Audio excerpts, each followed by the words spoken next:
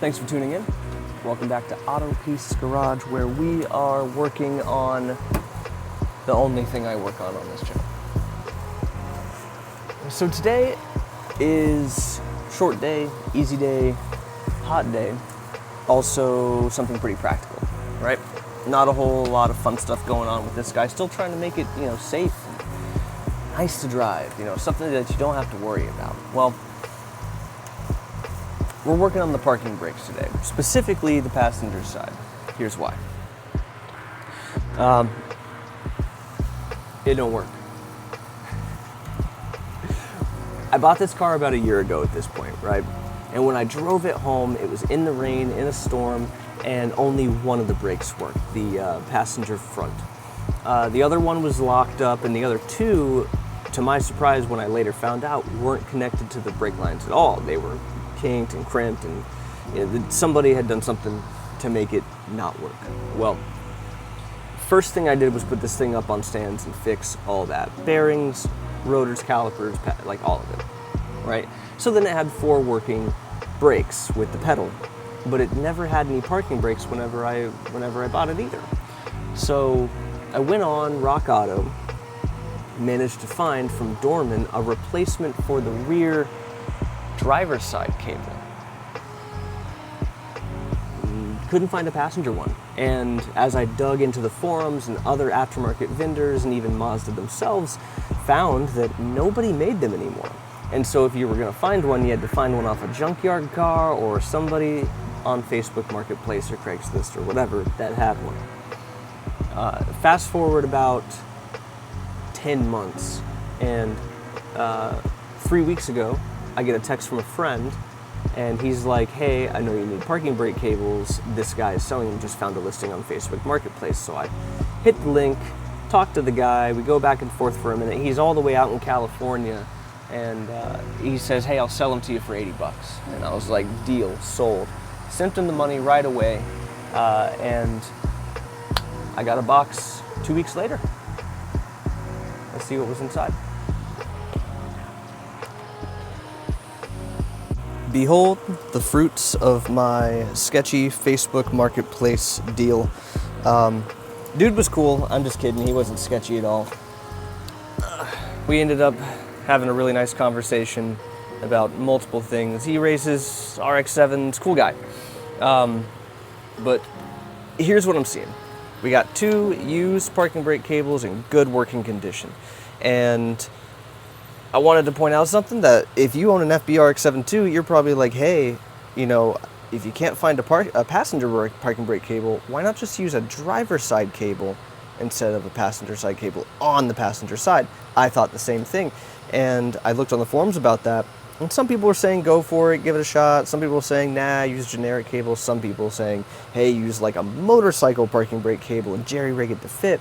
And now that I have the 2 side by side, looking at them, I want to point out the small differences so that if you want to give it a shot, you know what to look for. First things first, this is the driver's side cable. The grommet just spins around, so really not a whole lot to worry about there with placing that. But this is a big deal here. This has a little nut on it for a kind of a brake hose clip design thing that goes in to the passenger or driver's side cable. And then up here, I've got these down here at the same length, but if you look over here, well, lo and behold, one's a little bit shorter. I can put them a little bit closer, maybe you can see what I'm talking about. Driver's side cable is about 1 inch shorter than the passenger side one. Now, that said, those are the only 2 differences I can see. So if you can find 2 driver's side cables, you may, with a little bit of adjusting on the parking brake and some willpower and grease, be able to take that guy and put it on that guy's side and then have working parking brakes. Just food for thought in case you're like me and you were wondering if it was a possible thing to do. As we get closer to actually putting this thing in, let's see if the book has anything to say about working on this thing. So if we go into the Haynes manual for the RX7 79 through 85 model years, and turn to page 152, you go down to section 19, the parking brake adjusting. It has nothing about installing or removing. But really all it says is like, hey, whenever you're adjusting this thing, make sure you put it at 3 to 7 notches up from the bottom, and that the wheels don't move, and then put it all the way down and the wheels should move. Ta-da. Like, that's as simple as it gets, really. So here's what I'm going to do. I'm going to install the new cable, the new old cable on that guy, and then I'm going to put it at like 5 notches because I like the number 5 and it's between 3 and 7. So I'm going to put it at 5 and see if nothing moves, and then adjust as necessary to make it to where I've got a nice tight parking brake. It'd be really nice to have that, actually. These parking brakes are not a complicated thing. Most parking brakes aren't unless they're electric or some BS, but you can see right there, the little T part just kind of broke off. So there's nothing to hold the caliper. Really, if this didn't break, it would work, but all that happens is this guy swings through a little hole in the frame rail here, or there's a hole, and it hooks up via a pin. I'll show you. Follow along on a journey. You go through the frame there to a little pin right, maybe right there. Yeah, you can see where it connects up to the front parking brake cable. Anyway, replacement is as simple as getting under there, knocking out that pin, pulling this guy through, sliding the other one in, putting the pin in, cotter pin, and then you're done. You just got to hook it up to this guy first and make sure that the adjustment's on. So I'll probably have to hook up the little T-handle first, push it through, maybe it'll be short by like an inch or something. I'll get up in the front, adjust the parking brake handle until it's loose enough that I can hook everything up, and then make the adjustment as necessary back to where it needs to be. That's probably what's going to happen. Overall, probably only going to take an hour.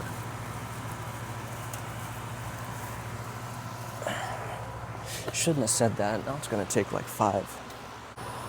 I've got the fan out here today. It is just hot, you know? And I've even got this little tent for the beach that I set up because I'm poor and I don't have a garage. To help, keep the sun off me. Fan, ice water.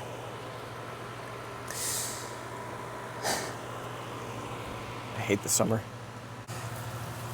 I want you to have a good angle on this while I do it, but I don't know how good of an angle I can provide,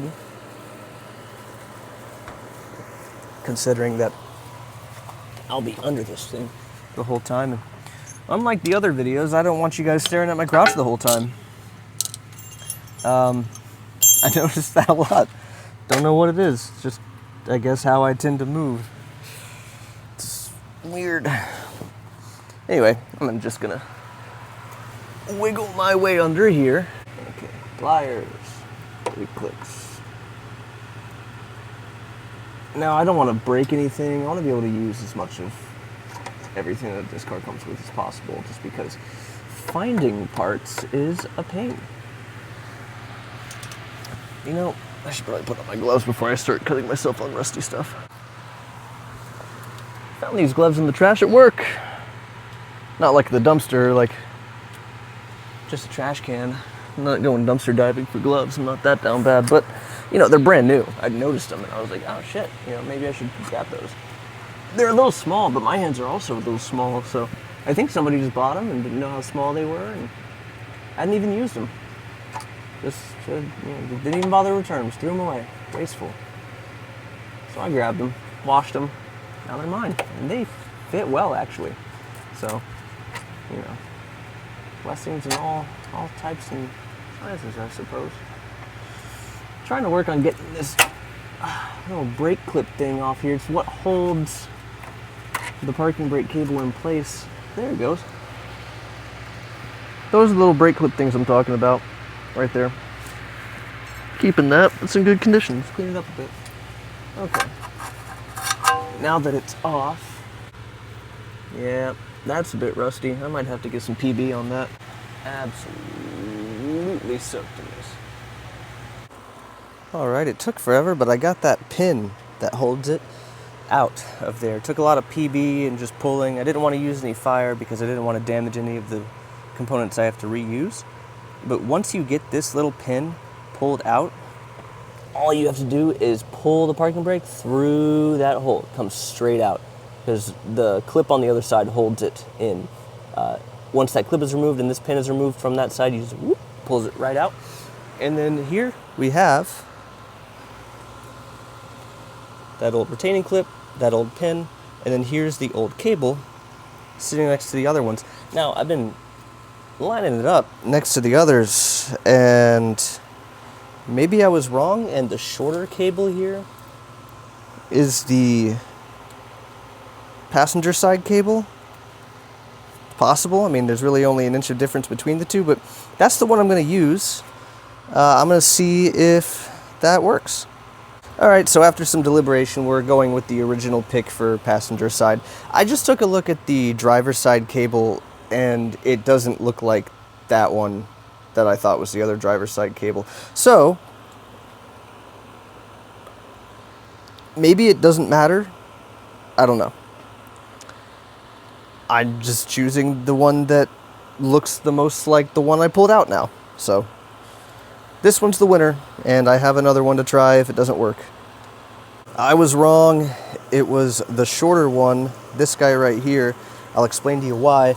So, by the way, I cleaned up both of those and put some grease on the necessary parts and whatnot just to make sure they didn't rust again. But whenever you try to attach this, the little T-hook here to this guy right here, which, moves the caliper, actuates the rear brakes, there's a specific amount of length between here and here. Now, it'll hook up, both will hook up, both will run through there, both would connect to the, guy, but the longer one, well, there's a ton of slack out here. And so, I guess all that's to say, technically, you could run both, but it's absolutely better to run the shorter one. This one will fit, but you gotta stretch this guy out really far, about as far as it'll go, and then put a lot of slack into the adjustment to actually allow it to come back far enough to meet it. And then, you don't really have a whole lot of adjustment. So then you're gonna have one really tight cable over here whenever you go to tighten up the handle again, and you're gonna have a loose cable on the driver's side because that one, even if you adjust it all the way, isn't gonna take up the slack that this one's creating. So, short answer, yes, you can do it, but don't. Unless you really have to, but run this guy. All right, so I've just struggled with this for the last hour and a half. There is a storm rolling in, thunder is crackling all around me, so I gotta get this buttoned up. I still have to make some adjustments, but maybe I'll wait until it is done raining. We'll see. Good news, wheels on, and everything's adjusted. Let me show you how I did it. So when you're adjusting these things, you can do it one of two ways. Either you can use well, let me just point this out. There's a little adjustment nut right here. It's a long nut. You twist this, what is that? Clockwise to tighten it, counterclockwise to loosen it. Lefty loosey, righty tighty. When you pull this up, if you look down there, there's another hexagonal thing where my fingers, I know it's hard to see, but that actually is connected to the front parking brake cable, which is what connects it to the handle. So if you take a flathead screwdriver like this, right? You just kind of guide it down in there and just put it between that and the body of the handle itself. It'll keep that bit from moving while you spin this because they're pretty tightly wound together. And then if you have another flathead screwdriver or a chisel of some kind, you can just stick this into the hole like that and then slowly tighten it or loosen it to your desire. So that's what I've been doing. Took about 4 different passes, but we have 1, 2, 3, 4, 5, 6, 7. Okay, so that is 7 clicks. That is the maximum allotted clicks for the adjustment. This one doesn't move at all. That one stopped moving a while ago, but it was this guy that I had to keep tightening it to get it to adjust. But this guy, it doesn't move either. And truth be told, it stopped moving around the 5 clicks mark, but I like a strong handbrake. Yeah, it's adjusted to 7 clicks, just like the book said to do, you know, between 3 and 7. 3 doesn't seem like a lot of movement for me. 7 might be too much. Truth be told, the wheels will stop at 5 too, but I think it's good. You know, I don't want to put too much stress on old cables either way. You know, they were used, one of them anyway.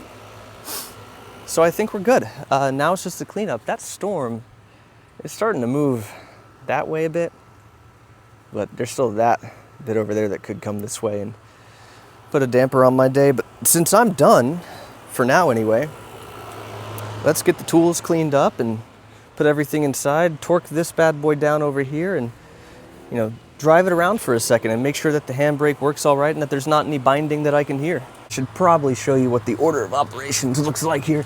So how I did it was I first got the cable, right, that cable, pushed through, and then I set up that little clip there to hold everything in place right there. Then I took the new pin, put it through, connected the 2 cables, and then put a cotter pin in there. It's a new cotter pin. So after that, that's whenever I ran it through up under here, and then I skipped this part first, and I connected the T-handle to this guy. All right, like that T-bit went right in there. Took a little bit of convincing, you know, this guy was old and bent and corroded, so cleaned it up a bit, and then it slotted right in, and then it was just going up, loosening the handle, and adjusting it to where this guy slightly moved back every so, you know, it was like half an inch of movement, and then it finally slotted in. You know, then it was tightening that down, making sure everything was buttoned down, and then getting up in there and doing the adjustment.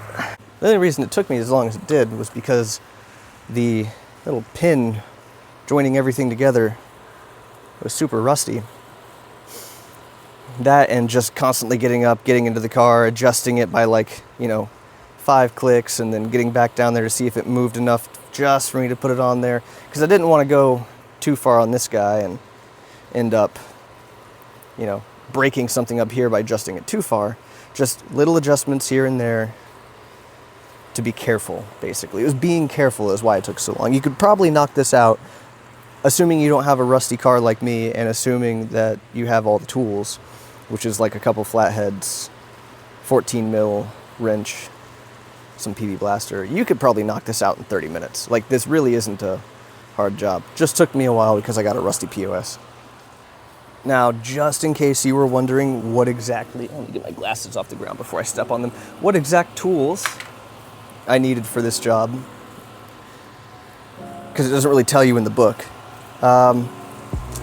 Regular pliers, needle nose pliers. Needle nose pliers really came in clutch, so did these guys, just kind of maneuvering stuff.